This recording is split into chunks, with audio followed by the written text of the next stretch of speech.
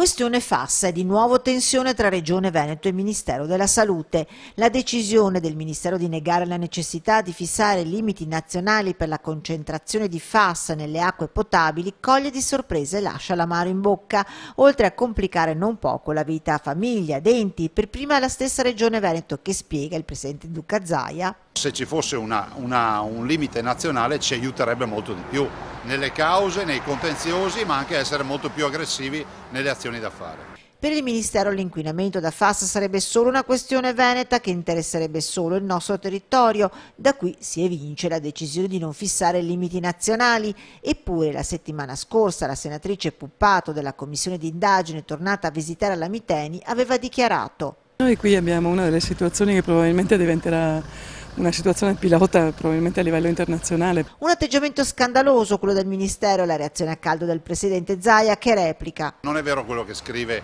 il Ministero che c'è solo il Veneto che ha queste criticità, perché i siti in Italia li conoscono tutti. Forse i veneti sono stati quelli più diligenti ad andare a indagare e a preoccuparsi del problema. Incassato il no a limiti nazionali in tema di Fassa, la Regione prende in mano la situazione e rassicura i cittadini. Avremo delle novità la prossima settimana rispetto al tema dei limiti sull'acqua potabile. Il passo sarà la convocazione della Commissione Ambiente e Salute con il mandato di definire una proposta drastica di riduzione che sarà a sua volta approvata dalla Giunta regionale, dando poi agli enti acquedottistici l'indicazione di uniformarsi rapidamente. Regione e Ministero della Salute ancora una volta ai ferri corti e probabilmente rischia di non essere nemmeno l'ultima.